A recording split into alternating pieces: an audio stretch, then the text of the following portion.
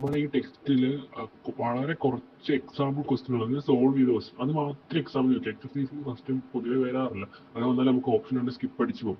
പിന്നെ ഇമ്പോർട്ടൻ്റ് എന്ന് പറയുമ്പോൾ ഫസ്റ്റ് മൊഡ്യൂൾ എന്ന് പറയുമ്പോൾ പവർ ആൻഡ് റൂട്ട്സും എക്സ്പോണൻഷ്യൽ ഇതിനെ കേന്ദ്രീകരിച്ചായിരിക്കും എപ്പോഴും ക്വസ്റ്റ്യൻ. പിന്നെ സെക്കൻഡ് ആകുമ്പോഴത്തേക്ക് ആ കോഷി റൈമാനിന്റെ കാര്യങ്ങളോ അതൊക്കെ വെച്ച ക്വസ്റ്റ്യൻ. പക്ഷെ അതിൽ എല്ലാം കൂടി എല്ലാ എക്സാമ്പിളും ചേർത്ത 3 മൊഡ്യൂളിൽ ഒരു 10-45 ക്വസ്റ്റ്യൻ ചേർത്താൽ വെച്ചാൽ ടെക്സ്റ്റിൽ സോൾവ് ചെയ്ത ക്വസ്റ്റ്യൻ ഈ അത്രയും ക്വസ്റ്റ്യനിട്ടേ അവർ കളിക്കത്തുള്ളൂ.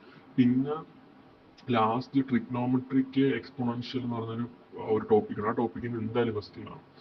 പിന്നെ വരുന്നതെന്ന് പറയുന്നത് ഈ കോസ് 2 തീറ്റ എന്നൊക്കെ പറഞ്ഞ് cos 4 theta prove the cos 4 theta equal to ഈ ഒരു സംഭവമുണ്ട്.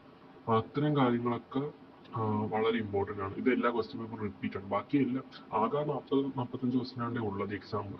ഈ ക്വസ്റ്റ്യൻ തന്നെ റൊട്ടേറ്റ് ചെയ്ത് തരണം, വേറെ എക്സ്ട്രാ ഒന്നും ചോദിക്കത്തില്ല.